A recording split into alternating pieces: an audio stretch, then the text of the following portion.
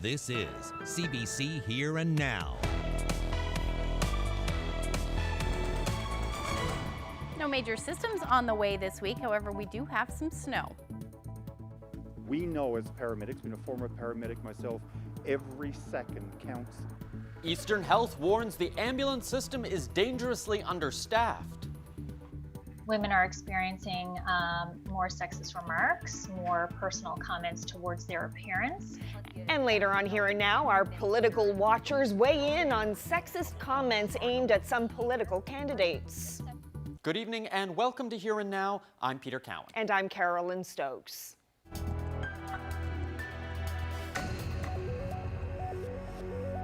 Eastern Health officials have painted a grim picture of the ambulance service on the Northeast Avalon. In a briefing to the province 3 months ago, they called the service dangerously understaffed. Rob Antle has the details in this CBC Investigates report. There have been concerns about the ambulance system in St. John's for years, but now new warnings about just how under strain that system is. Those details in this unusually blunt briefing note sent by Eastern Health to the Provincial Department of Health 3 months ago, calling the Metro Ambulance Service dangerously understaffed, and saying this: evidence reveals that offload delays in the Metro hospitals are resulting in the effective loss of one 12-hour ambulance every day of the week, and that if we didn't reserve ambulances back for emergency or 911 coverage each day, we would be in red alert status every day. As it stands, our data shows that we had more than 2,000 occurrences over 12 months, whereby we had no ambulance available to respond. My understanding is the Department of Health and Community Services have taken action on this and addressing this issue. It's been a perpetual issue, we know, and we're taking action to mitigate some of the acuteness within the last few months, including hiring new employees for frontline paramedicine, some of which are NAPE and some of which are private. The president of NAPE says that's not what he's hearing from frontline workers. If the Premier would give us permission, we'll actually bring a paramedic forward, just the same as they've done with the radiologists on the West Coast, that will refute that actually, that the issues there has not been addressed. Jerry Earle says those red alerts raise big red flags, with no ambulance available on standby to respond to calls. This could be a child choking, could be a motor vehicle accident, could be a cardiac arrest. We know as paramedics, being a former paramedic myself, every second counts in an emergency. Other parts of the country have struggled with COVID outbreaks in places like long-term care homes. Earle worries about what would happen to the already strained ambulance system if that happened here. I don't think they would be able to cope, and that's talking to frontline paramedics. We wanted to speak to Eastern Health and the Department of Health, but they declined our interview requests. Rob Antle, CBC News, St. John's. Meanwhile, the provincial New Democrats say the revelations are alarming. The NDP calls it particularly troubling that the public would not have known about the situation except for a CBC Access to Information request. Well, 7 years after filing a complaint against police, a St. John's man is still looking for answers. Billy Earle is a survivor of Mount Cashel and says police injured him during a mental health call. He still questions their use of force. Here Now's Heather Gillis has that story. It was a mental health call to my house.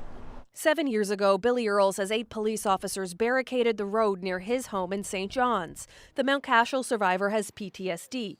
He says he was in a crisis when police arrived. I was very inebriated, alcohol, drugs. Just wanted to end it all, get it over with. I couldn't handle it any longer. But Billy Earle alleges police used too much force. They walked in with a baton, they opened up my kneecap, they hit me across the wrist, then they opened up my kneecap. And then when they finally got me down, subdued, well, I was under control once I was down. But then they rolled me over and jumped on my kneecap and squatted into the asphalt. I was 4.5 hours in surgery. And then I was charged. The leg injury, he says, still bothers him. Earle was arrested and charged with uttering threats and possessing a weapon. Ultimately, he received a complete discharge from the courts. But what's worse, he says, is the complaint he filed against police through the RNC Public Complaints Commission more than 7 years later is still unanswered. Well, I'd like to see justice. I'd like to see justice done. The 3-month limit. Twyla Reid was appointed the head of the RNC's Public Complaints Commission in October. It looks into the roughly 50 complaints made against the RNC each year. When it comes to Earl's case, she won't even say if there is a case. I mean, I can't speak to any individual matter. I can't even confirm whether an individual has a complaint before office. Reid says complaints are forwarded to the RNC's Professional Standards Division, where an investigation begins and must be completed in 3 months. The results are then delivered to the Chief of Police. The Chief of Police can either dismiss a complaint or assign discipline to the officer.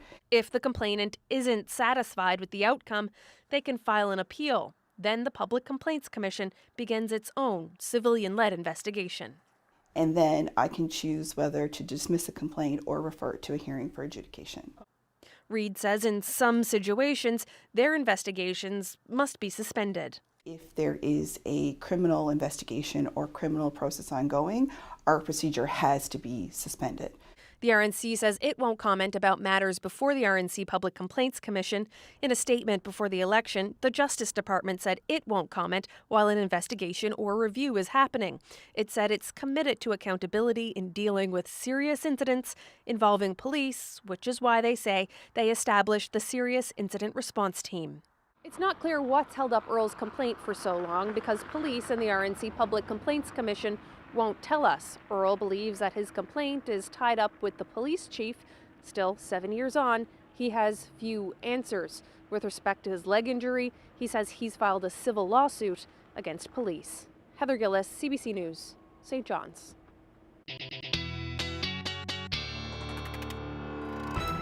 After an absolutely gorgeous weekend in the east, we do have an area of low pressure offshore. That's bringing some snow for parts of Labrador and also some seasonably mild conditions as well. Take a look at the temperatures today along the coast, anywhere from 0 to even above 0 for portions. And in fact, yesterday in Nain, the overnight low of minus 1.9 degree, that should say, was the warmest on record since 1929. And over the last week or so, we have certainly seen a hit on that ice. Here's some of the amounts right now. You can see this was January 17th, all of that ice, and as of the 24th, that warm, mild temperatures have certainly taken a hit. And that is going to be the story as we head through the next little bit, with some milder air continuing to affect most of Labrador, even in portions of the island as well as some snow on the way, but I will have all those details coming up.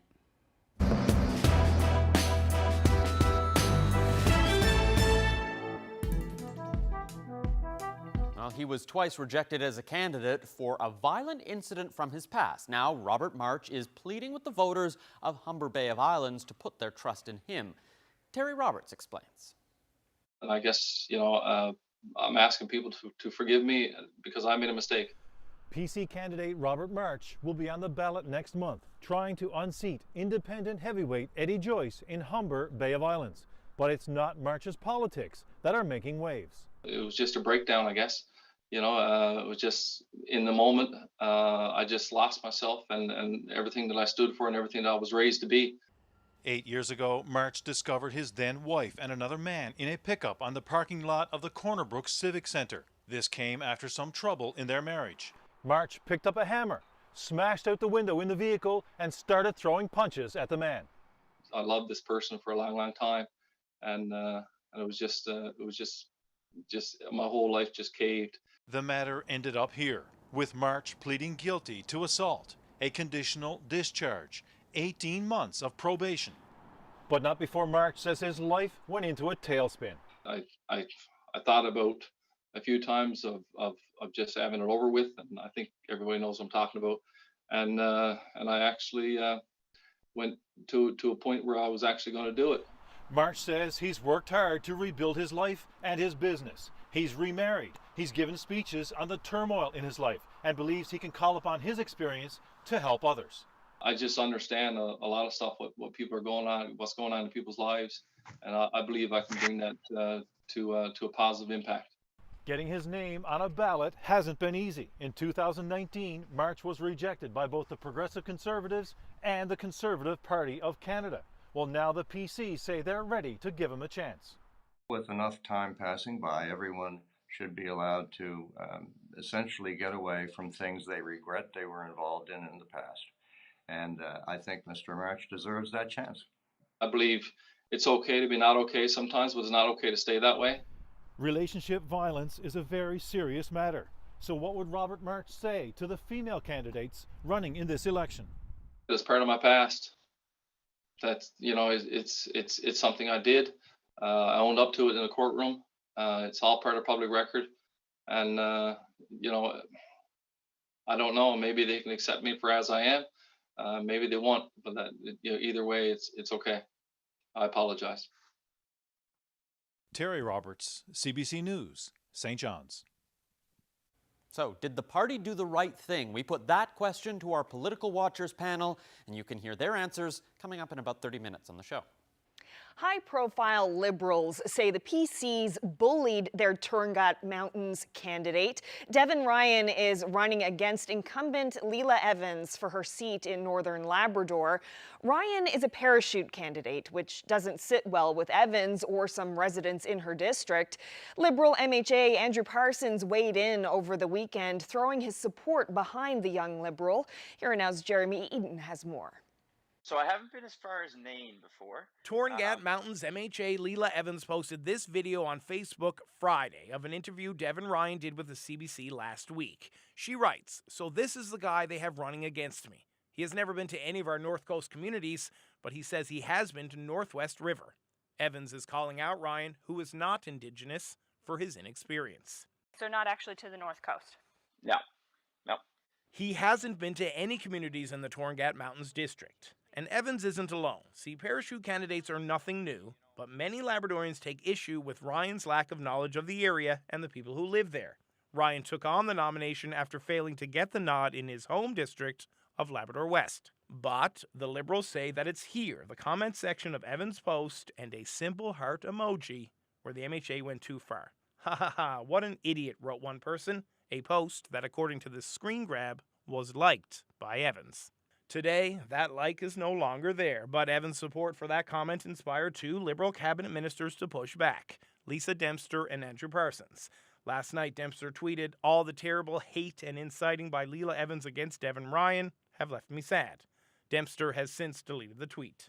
This morning, Andrew Parsons posted, "No political party or sitting MHA should stand for this, let alone support it." Now, Parsons did not reply to multiple requests from CBC for comment, but while campaigning in Labrador City today, Ryan's hometown, Liberal leader Andrew Furey said this. I hope that no one would stifle someone's ability to run now or in the future. This is the democratic process, and you know we want to give the people a chance to vote for a Liberal majority government, and Mr. Ryan has stepped up, and that's part of the democratic process. Anyone who says otherwise is frankly not defending democracy, and that's not something that I'm willing to tolerate. Evans did try repeatedly to get in touch with me late this afternoon. However, she is campaigning on the North Coast, and we were unable to connect. As for Ryan, he'll continue his campaign. And after the social media snub, some may argue he's got a lot more name recognition. Jeremy Eaton, CBC News, St. John's. And we'll have more from the campaign trail a little later in the show, including what the NDP are promising for minimum wage. That's ahead in about 18 minutes on Here and Now. Well, now to some news from the courts. A jury in Corner Brook is now deliberating in the trial of Thomas Whittle. Whittle faces 3 charges relating to a fatal snowmobile crash in Humber Valley Resort nearly 4 years ago. Whittle and another man were on a snowmobile when it collided with a taxi. The other person, 21-year-old Justin Pollard, died following the crash. This morning, the jury heard closing arguments from Crown lawyer Renee Coates and Whittle, who was representing himself in court. Whittle had pleaded not guilty to all charges, which include dangerous driving causing death and impaired driving causing death. The Concerned Citizens for Search and Rescue is asking for standing at the recently announced inquiry into search and rescue services in this province. We depend on search and rescue in this province, perhaps far more than any other province in Canada. We have a much higher number of marine distress incidents than the Canadian average, where search and rescue response becomes the only lifeline to those in grave and imminent danger. You may not be familiar with the group. It was formed last August after learning there would be an inquiry. Now it's asking for standing and calling for an improved system. The provincial government announced an inquiry a few days before calling the election. It stems from the death of 14-year-old Burton Winters in Labrador in 2012. The government says it won't be an investigative inquiry into one specific case, but would rather focus on policies. The Concerned Citizens group says this province needs enhanced search and rescue systems. Melissa Norman also spoke today. Her husband Scott died in May when the fishing vessel Sarah Ann sank off St. Lawrence. The grief was not the only thing we dealt with. We all had serious frustrations about why the last vessel wasn't properly searched for on a timely basis and attempts made to recover. My husband, father-in-law, cousin, good family friend, they all perished that day. And the thing is, no one has a clue as to why or how this happened. And this is simply not acceptable. Looking at COVID news now, some good news of sorts. There are no new cases of COVID-19 in Newfoundland and Labrador today, none over the weekend either. So that makes 5 active cases in the province. 1 person does remain in hospital. Meanwhile, Saint-Pierre and Miquelon is experiencing an outbreak of COVID cases. This after the island went more than a month without a new case. 3 doctors at the hospital there have tested positive, along with the child of one of those doctors. At least 65 contacts are connected to those cases. That prompted high school classes to be cancelled while students were tested over the weekend. French media are reporting that all the hospital staff, that's more than 300 people, will be tested this week. A Fort McMurray man has been arrested in Corner Brook for breaking COVID-19 health protocols. It happened around 4 o'clock this morning when police attempted to stop a driver on Regent Square. The 24-year-old fled on foot before being apprehended by officers. Police charged the man under the Provincial Special Measures Order for failing to isolate when he arrived in the province on Friday. He was also charged with impaired driving. The man remains in custody today while awaiting his court appearance. He's been given a 90-day driving suspension, and police have impounded the vehicle. Well, CBC has learned the identity of a couple accused of going to great lengths to jump the COVID-19 vaccine line last week. The pair traveled to a remote community in Yukon and pretended to be locals. It worked until they were caught. This is the couple here. They were ticketed at the Whitehorse Airport on Thursday. They allegedly chartered a small plane to the community of Beaver Creek to receive doses of the Moderna vaccine. Upon arrival, they reportedly ignored the mandatory 14-day self-isolation. Instead, they went to a mobile vaccination clinic and claimed to be new employees at a nearby motel. The couple have said to have raised suspicion when they asked for a ride to the airport after being vaccinated. Rod Baker resigned from his job over the weekend. His company owns more than 20 casinos across the country. The pair could each face up to $500 in fines, 6 months of jail time, or both. Well, back here at home, a nonprofit food bank that helps families in Newfoundland and Labrador fight food insecurity is hoping for a helping hand itself. NL Eats is looking for a new location so it can continue to operate its food bank. Adib Rahman is the group's marketing director, and he says they're currently operating the food bank from this garage in his home. Now, that means the group can only operate with 3 volunteers at one time. Rahman says they need a larger location so volunteers can socially distance themselves while preparing between 150 and 200 food hampers they give out to people in need bi-weekly through contactless delivery.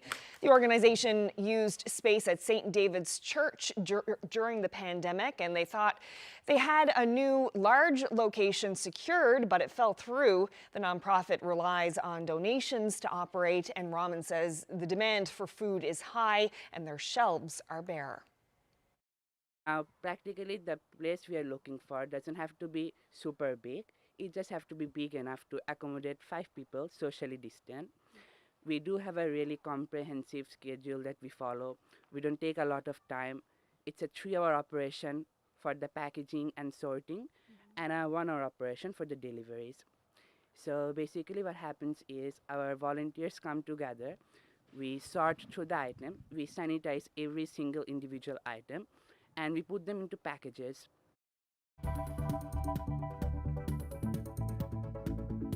There's a live shot outside the studio right now. You see a beautiful evening, not much wind happening either.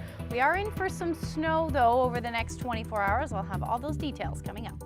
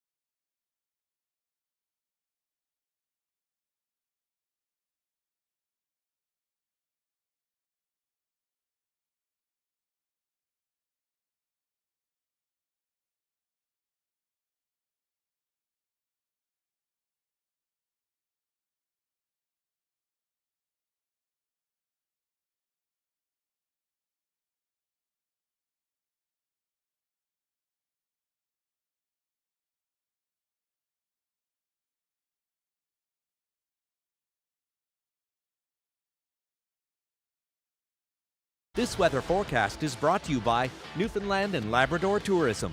Somewhere out there is a winter with your name on it. Find it now at stayhomeyear.ca.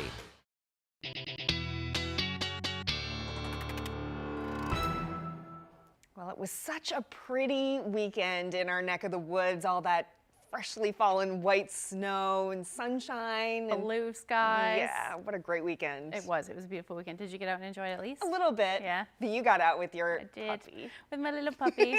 Drizzle and I went out and we snowshoed, and it was, well, I snowshoed, she walked with me, but yeah, it was wonderful. It was a really lovely day. Certainly on Sunday, and warm temperatures, and those warm temperatures have continued through today as well. Take a look at our current temperatures right now, around -4. I think that's a pretty lovely temperature for the middle of winter.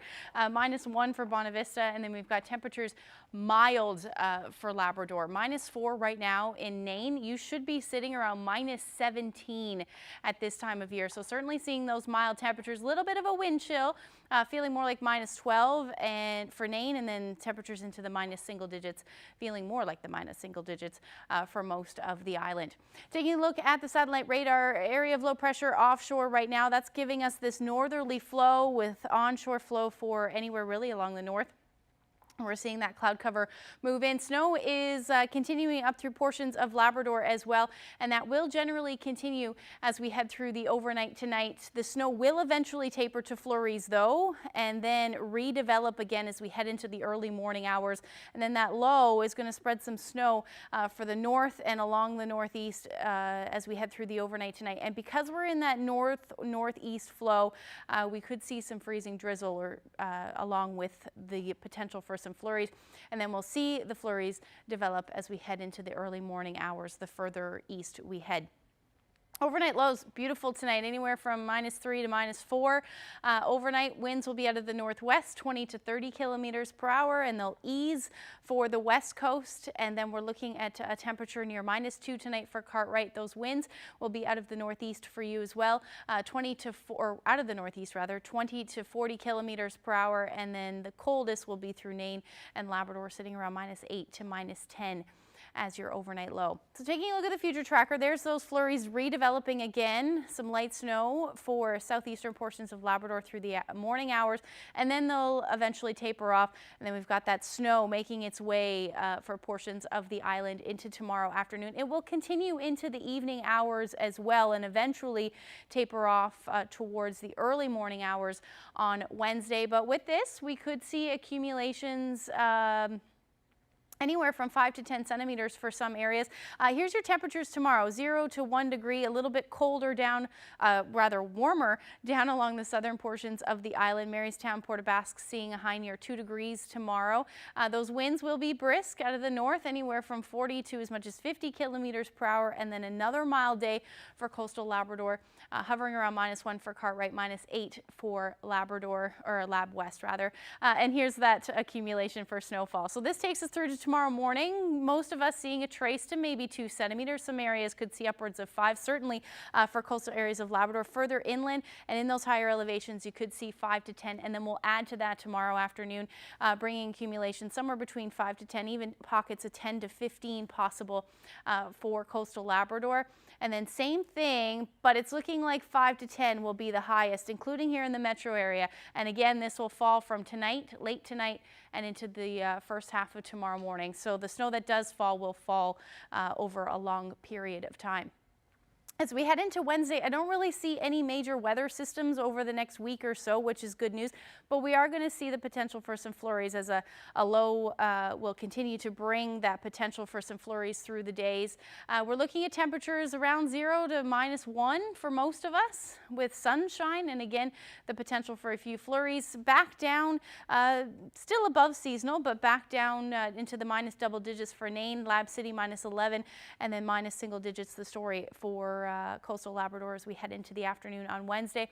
And then into Thursday, similar temperatures, not really moving much, but we are going to see a little bit of a dip in those temperatures across the island. Some sunshine, and again, the potential for flurries, certainly along the west coast with probably a little bit more cloud cover in play. Northern Peninsula, you're looking at temperatures around -8 for St. Anthony as we head into Thursday. Temperatures honestly not moving too much over the next week or so, hovering in and around the 0 degree mark, maybe a few degrees below. But overall, by the time we get to Friday, better chance of more cloud cover and the potential for some flurries both Friday and Saturday. Overnight lows in those minus single digits. Similar forecast for both central and western Newfoundland. A little bit of sunshine on Friday, it looks like, and then the return of that chance of flurries for Saturday. And then as we head into Labrador, flirting with the double digits by Thursday, then back up again into the minus single digits, and then minus double digits for western Labrador. The only place that isn't seeing any snow right now is the south coast. Take a look at this. Looks like the middle of summer, but nope, that was this weekend. A beautiful paddle out there. Thank you so much to Julie for sharing that photo with us. And if you have any weather photos, send them to nlphotos@cbc.ca.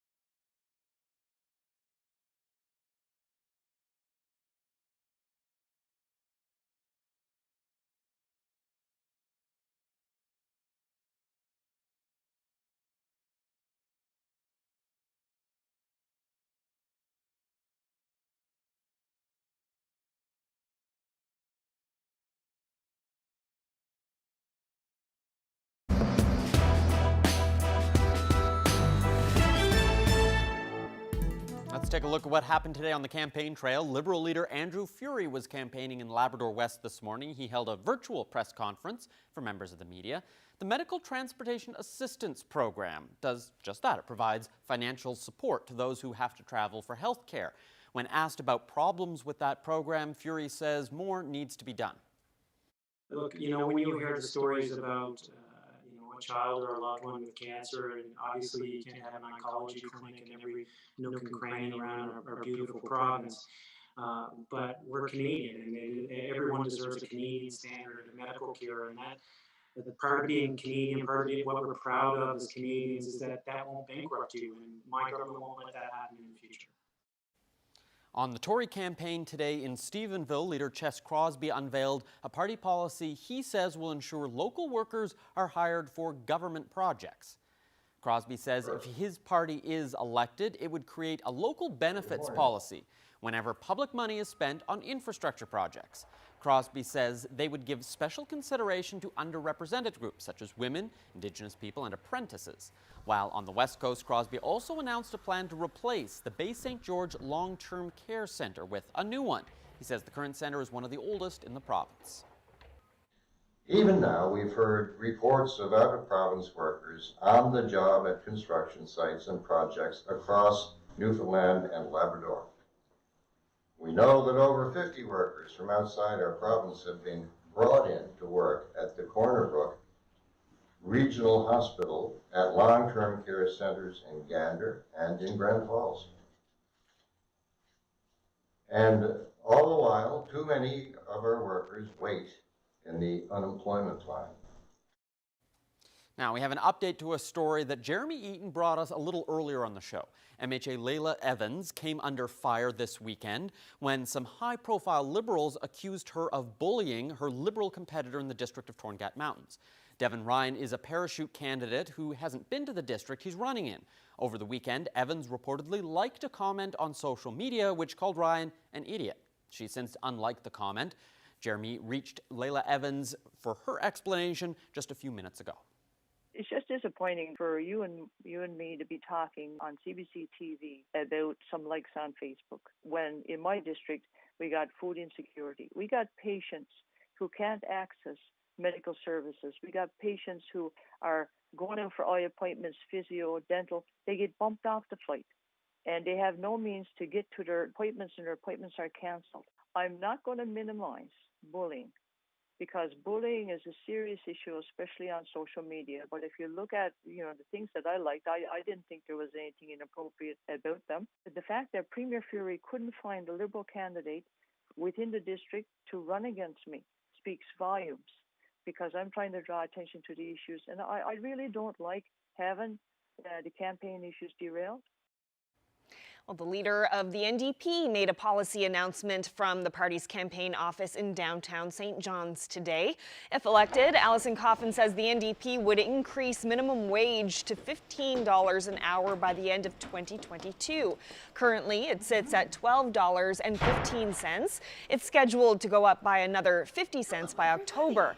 Coffin says 1 in 3 Newfoundlanders and Labradorians earn poverty wages below $15 an hour. She says those earners are often women, single parents, and young people, and that the people of this province deserve better.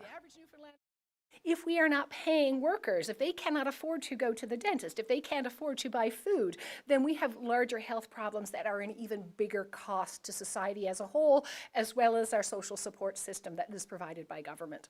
We have a lot of local, small and medium-sized businesses, and we have an awful lot of multinational corporations operating here.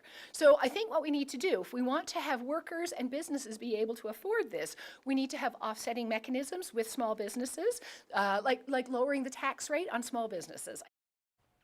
Well, as you drive around, you can't help but notice an election is underway. Campaign signs are everywhere on fences, roadways, and lawns, calling for your attention and your vote. But veteran politicians say there's an art to an effective campaign sign. We asked 3 candidates to share their tips. It's about ensuring that people know your message. Trying to have a bit of fun with your campaign, try to make sure that you are appealing and catching the eye of the voter. I want you to say, oh, there's Sheila O'Leary. I can call her if I got a problem. The key thing is your last name. When people start thinking about, in a general conversation, who they're going to vote for, normally it's the last name that comes up. Making sure your name is bold and big because, of course, you want it to correspond with the name on the ballot. So you want to make sure the last name is really well established on the sign. Less is more, no doubt. Remember, people are driving by in cars, they're walking by, and I think it's really important to have beautiful colors. Of course, when we talk about partisan politics, we're talking about, brands. There are existing color schemes, but you could be creative about design, and I've had a lot of fun with them, certainly over the years. You want to make it pretty simple. You don't want a big storyboard that people got to read, because that's not what this is about. Sometimes you put the graphics, sometimes it's a catchphrase or catch graphic. It could be your picture. It could be the way that the lettering is done. So you try to look at what catches people's eyes.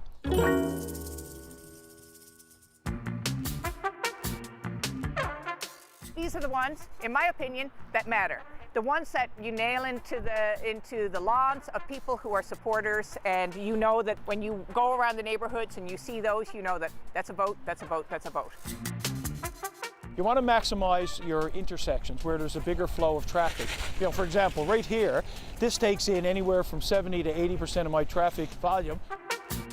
You also want to make sure that you have some momentum. So building your signs around the community is also part of that strategy.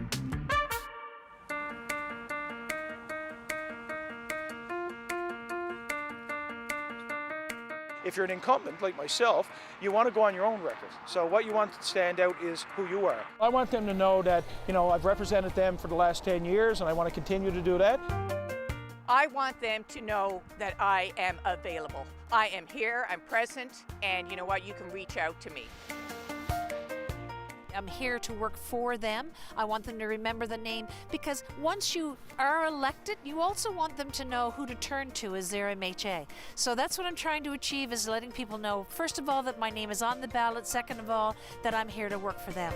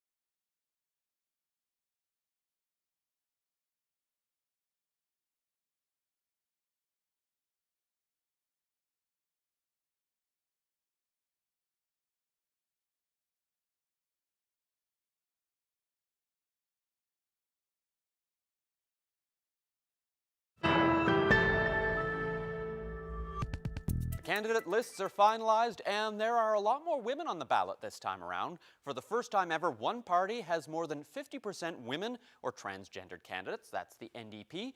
Overall, women make up almost a third of the people in this election. That's a high watermark, but a lot of women in this campaign say they still face discrimination, sexism, and misogyny, both from in-person and online comments. So, what do our political watchers make of this? Well, Gillian Pearson is co-chair of Equal Voice and a former PC candidate.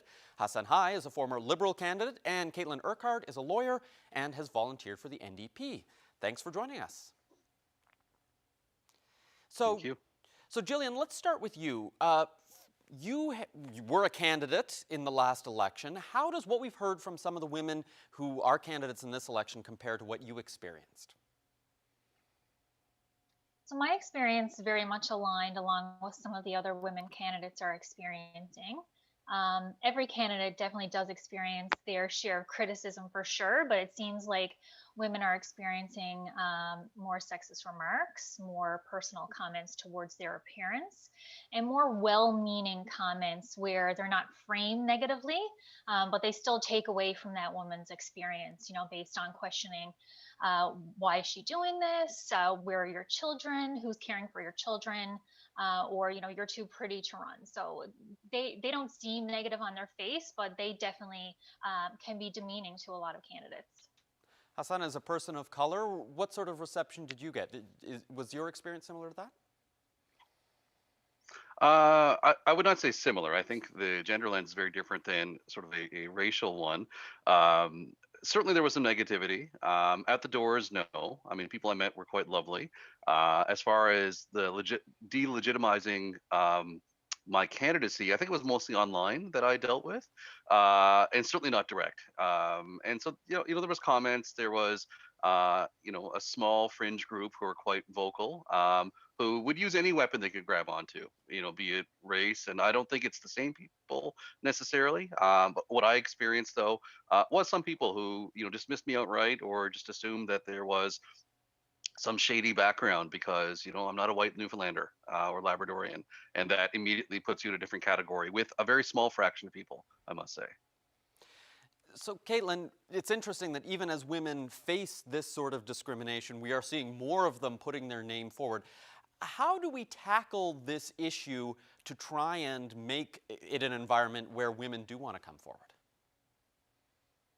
I mean, I think that the reality is that we know that women have been leaders in our communities for forever. So I think it's sort of reached a tipping point where a lot of women who have been advocates and activists and been very involved in their community for many years have finally said, listen, this province needs our help. We are going to step up to the plate. We're going to run because we're needed. And so I think that that's a really positive thing. And I think it's incumbent upon every single Newfoundlander and Labradorian, whether you're a voter or you're a donor or a volunteer or you work in the House of Assembly, or fellow candidates, for everybody to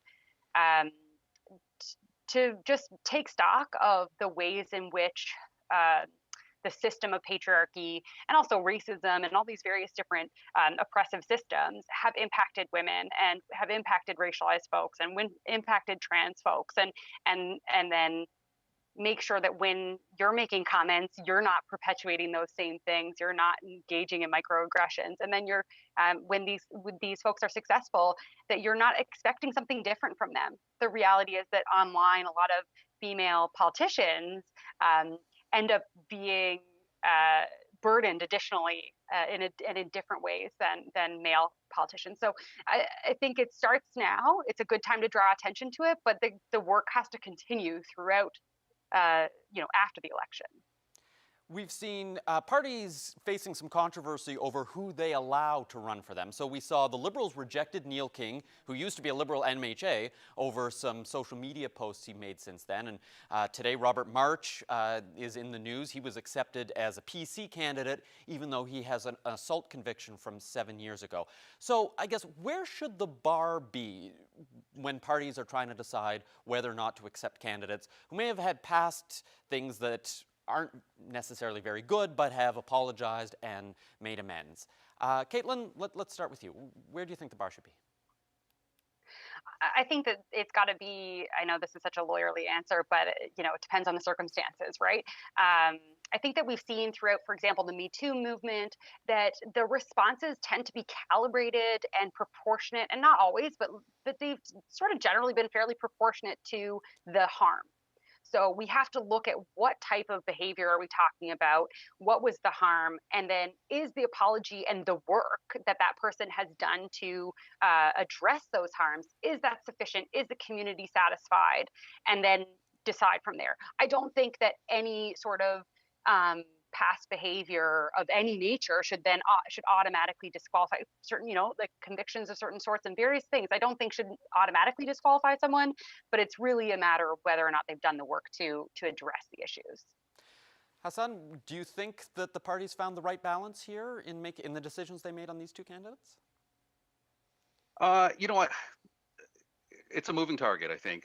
So further to Caitlin's excellent points, I think those who are in or seeking public office are held to higher standards, and rightfully so. And also, there's a couple of variables here. One is the individuals and the candidates, and also the parties themselves. They have to make decisions as far as what are our values, and who are we bringing into the fold here, and what are we willing to accept. And I don't, I echo Caitlin's point that it is every situation is a little bit different here, but I think one of the most important things is certainly have they done the work, because you can't say infraction A broadly will always disqualify someone, because what have they done after that? What has the individuals done? If it happened 2 weeks before the election call, has there been enough time to actually show that there's a change of behavior? And I'm not citing any examples here. Have the parties done enough? We can't really answer that. I mean, I think the parties have to make their own decisions, what they're comfortable with, what they want to live with, and how they want to be seen by the public. Because by making any decision, people will look at them in a certain way, and you will alienate certain voters. You will probably welcome others who align or don't align with the values you've chosen. So I have to agree with both. I think it's a very nuanced conversation to have. On one hand, you can't expect a party to have a blanket set of criteria. You do have to look at each different situation. And you also have to balance the idea of, condoning certain behavior versus accepting if a person is willing to engage in rehabilitation. Are we going to disown individuals, forever for past behavior? You have to look at, was there a pattern of this behavior? Did they do the work like Caitlin and Hassan have said? And are the community prepared to accept these people? The parties are well within their rights to set this criteria, but it's a tricky conversation to have. And I don't think we can condone violence or discrimination or online disrespectful behavior in any situation. But we have to look at it on a case-by-case basis. Well, interesting points. Thanks so much, all three of you, for sharing your insights with me today. Thank you. Thank you, Peter.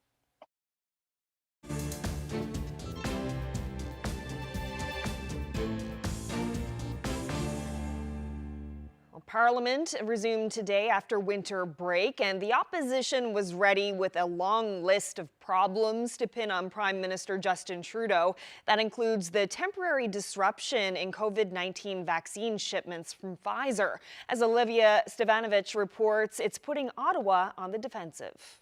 Why is this Prime Minister spending time preparing for an election when he should be spending all of his time protecting Canadians by making sure everyone has access to a vaccine? With vaccine deliveries from Pfizer-BioNTech grinding to a halt this week, opposition parties are seizing on the disruption. Why are Canadians always paying for this Prime Minister's failure to act quickly? Accusing the Liberals of leaving Canadians behind. From the very beginning, we knew that there would be challenges with the global supply chains around vaccines as they were developed, which is why we set out and succeeded in signing more contracts with more different companies for more doses per Canadian than in any other country in the world. Pfizer shipments are being slashed roughly in half over the next month. A delay stemming from the pharmaceutical company's decision to retool its Belgium plant. Canada isn't the only one affected. Pfizer is temporarily reducing the volume of doses it sends to several European countries, too. I want to assure you that our government is doing everything in our power to speed the rollout of vaccines. The federal government says it's still on track to vaccinate more than 3 million people by the end of March and continues to stand by its promise every Canadian who wants a vaccine will get one by the end of September. We have a really diverse vaccine portfolio, and we built a diverse vaccine portfolio on purpose so that Canada would not be dependent on one vaccine or on one supplier. Meanwhile, the government is reissuing its call for Canadians to stay home. It's already requiring travelers to get a negative COVID-19 test result before flight and quarantine after entering Canada. Now, the Deputy Prime Minister says the Liberals are seriously considering further measures to toughen border control. Olivia Stefanovic, CBC News, Ottawa. Today marks 1 year since the first case of COVID-19 was confirmed in Canada. More than 19,000 people in this country have lost their lives since then. According to one expert, no one could have predicted how this past year would play out. This virus took a lot of us by surprise. It ended up being, one, more infectious than we assumed it would be, and having a greater impact in terms of morbidity and mortality than we thought it would. Most viruses are either very severe and don't spread very wide, or spread very wide and aren't that severe. And this one ended up being both, to our major detriments. Dr. Labos said the pandemic will have a lasting impact on our healthcare system and on how we handle pandemic preparedness in the future.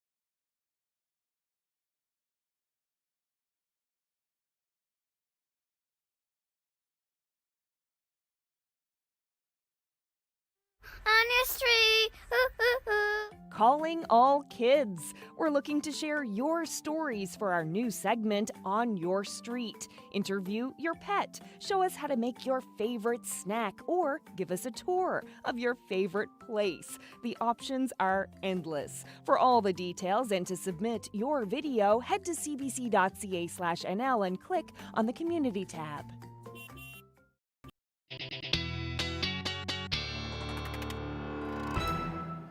I always get that in my head when I see that promo, that On Your Street. That's going to be in my head for the rest of the night now. Yes, it will. So, quick recap of the weather.